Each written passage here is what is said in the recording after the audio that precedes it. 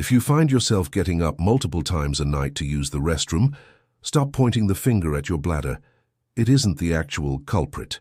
In fact, what if I told you that the frequent urge to go is actually a distress signal from a completely different system in your body, one that controls your metabolism, your heart health, and your longevity? Today we are going to fix this, not by treating the symptom, but by resetting the source.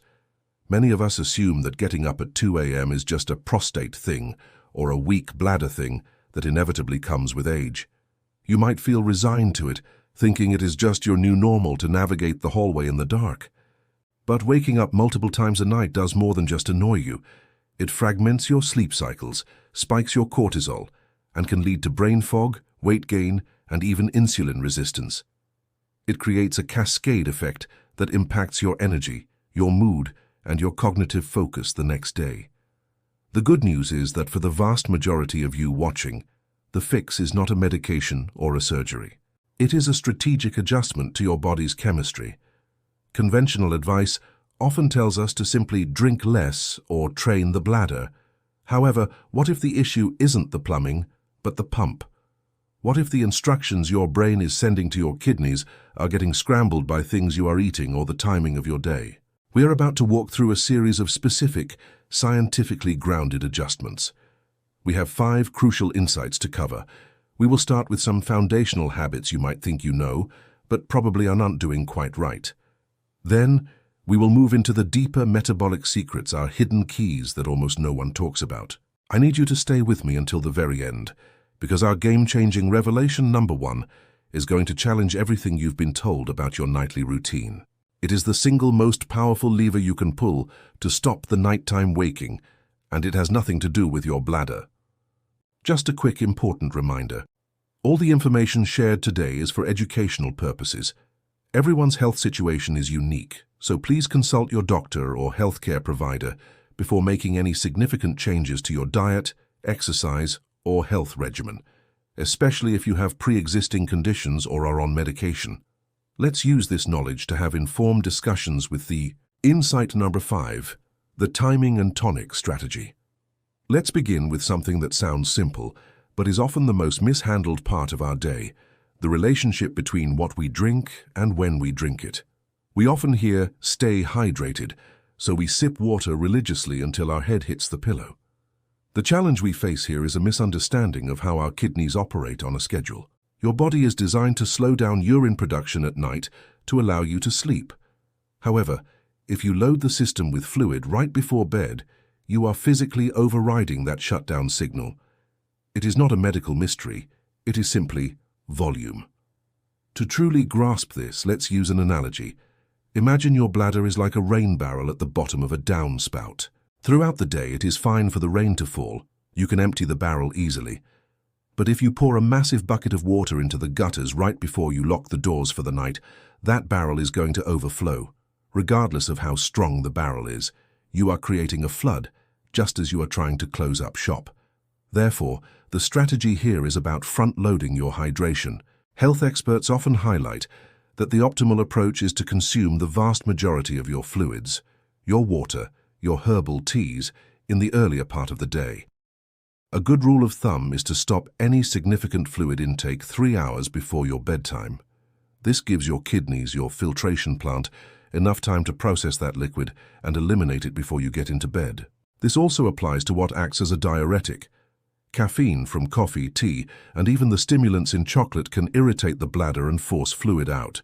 If you are having that afternoon cup of joe, you might be setting yourself up for a 3 a.m. wake-up call.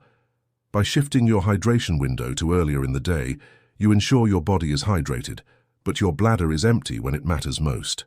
Strategy number 4, the nutritional tipping point. Let's dive a little deeper and look at what your dinner is actually made of. We tend to view food just as calories, but for quality sleep, we need to focus on chemistry, specifically the right mix of protein and minerals. Here is the underlying issue. When you consume a large amount of protein, think of a massive steak or a huge piece of chicken. Late at night, your body has to process it. One of the byproducts of breaking down protein is a substance called urea. Your body cannot just keep urea floating around, it needs to get rid of it. And how does it do that? Through urine. Ideally, we want to avoid giving the body heavy cleanup work to do while we are sleeping. Think of your digestion like a factory shift.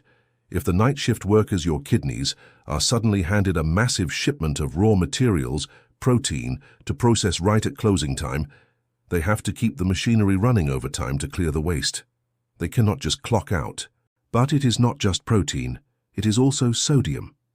Too much salt in your evening meal is going to make you thirsty, which leads to drinking more fluids, breaking insight number 5. But it also messes with how your body manages water volume. Therefore, our nutritional tipping point strategy is to shift your largest intake of protein to the middle of the day, perhaps lunch. For dinner, aim for a lighter portion of protein. This reduces the production of urea at night. It is about being kind to your kidneys. You aren't starving yourself. You are simply rescheduling the heavy lifting to a time when your body is active and upright. This simple shift reduces the chemical demand on your bladder, allowing the factory to shut down quietly for the night. Secret number 3, the neurological anchor. Now let's unlock a secret that is often missed in standard checkups. Sometimes the issue isn't the volume of urine, but the urge to go. Have you ever woken up desperate to pee, rushed to the bathroom, and then almost nothing comes out? This is incredibly frustrating. It suggests that the difficulty might be neurological, a misfiring signal between your nerves and your bladder muscles. This is where specific nutrients come into play, specifically vitamin B1 and magnesium. Think of the nervous system that controls your bladder like the electrical wiring in a house. If the wiring is frayed or the voltage is unstable, due to a lack of B1, the lights your bladder signals might flicker on and off randomly, even when you didn't flip the switch. Magnesium acts like the insulation on that wire. It keeps everything calm and prevents short circuits. Without these two, your bladder is twitchy. But many of us are deficient in these nutrients due to processed diets or stress. A lack of B1 and magnesium can leave the bladder unable to fully relax and hold urine, or it causes it to contract when it is not full. Therefore, the neurological anchor secret involves ensuring you are getting adequate magnesium glycinate and vitamin B1. B1 supports the autonomic nervous system, the automatic control center, while magnesium relaxes the smooth muscle of the bladder. If you suspect this is your issue, the urgency without volume, increasing these nutrients perhaps through nutritional yeast for B1 or leafy greens, and supplementation for magnesium, can act as a stabilizer anchoring that electrical signal, so you only wake up when you actually need to. Now just a note here, if you are considering supplements, especially if you are on other medications, this is a great topic to bring up with your doctor to find the right dosage for you. Key number 2, the gravity and mineral paradox. We are getting closer to the root causes now. This next key explains a phenomenon that baffles many seniors: swollen ankles during the day and a full bladder at night. The mechanics here rely on simple physics. During the day, gravity pulls fluid down into your lower legs, ankles and feet. This is why your socks might leave a dent in your skin by evening. That is fluid retention or edema. When you stand, that fluid is trapped down there. But the moment you lie down in bed to sleep, gravity is no longer keeping that fluid in your feet. It is like tipping a half-full water bottle on its side. The water levels out. In your body, that fluid from your legs re-enters your bloodstream. Your heart senses this extra fluid volume and says, "Whoa, too much liquid." It signals the kidneys to filter it out immediately. Therefore, you end up with a full bladder 2 hours after lying down, even if you didn't drink a drop of water. This is the gravity and mineral paradox. The solution is twofold. First, mechanically, you can try wearing compression socks during the day or elevating your legs in the evening to help that fluid circulate earlier. However, the deeper biological fix involves potassium. Potassium is the mineral that exists inside your cells, while sodium exists outside. If you are low on potassium, which many of us are as we don't eat enough vegetables, you cannot hold water inside the cells where it belongs. It leaks out, causing that swelling. By increasing potassium-rich foods, like avocados, beet tops, and large salads, you are effectively upgrading the sponges in your cells to hold water better, preventing it from pooling in your legs and eventually waking you up at night. Revelation number 1. The metabolic master key. We have arrived at the most critical, game-changing revelation. If you do everything else but ignore this, you may still find yourself waking up. This is the secret that connects your sleep to your metabolism. The ultimate villain for many seniors isn't the bladder. It is a hormone imbalance driven by insulin resistance. Here is the truth. Your body produces a miraculous hormone called the Anti-Diuretic Hormone, ADH. Its entire job is to tell your kidneys, hey, we are sleeping now. Conserve water. Don't make urine. It is your body's built-in sleep guard. But there are things that completely shut this hormone down. The biggest offender? High blood sugar and high insulin levels. When you consume sugar, starches, or worst of all, snack late at night, you spike your insulin. To understand this, imagine your kidneys are a high-security gate.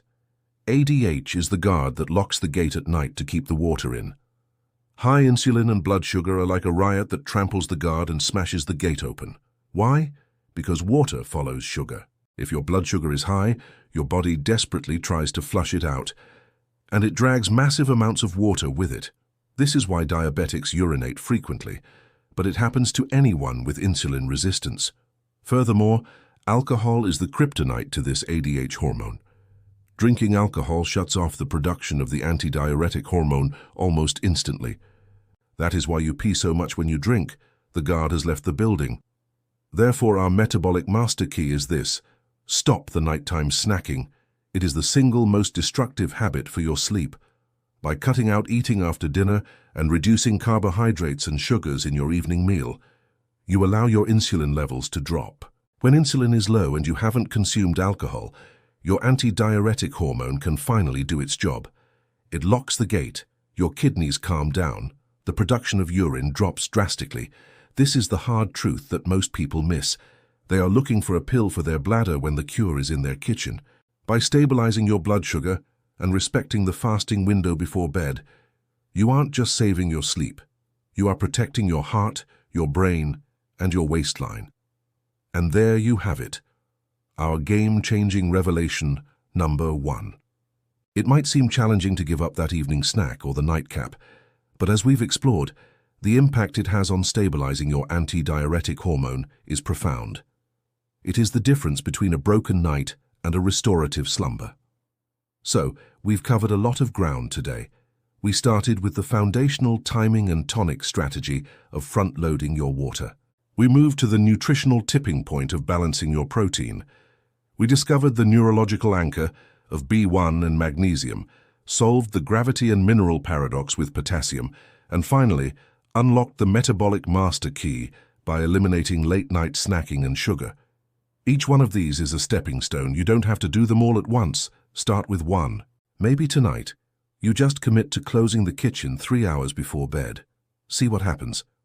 Which of these insights, perhaps it was our nutritional strategy regarding protein, or maybe the surprising truth about potassium and your ankles, or even our ultimate revelation about insulin, resonated with you the most? Which one are you thinking of trying first? I'd love to hear your thoughts. Please share them in the comments below. If you found this journey through these health discoveries valuable, please give this video a thumbs up. It really helps others find our community. And don't forget to subscribe and hit that notification bell for more powerful strategies tailored for our fantastic group of healthy seniors. Until next time, stay healthy, stay curious, and keep thriving.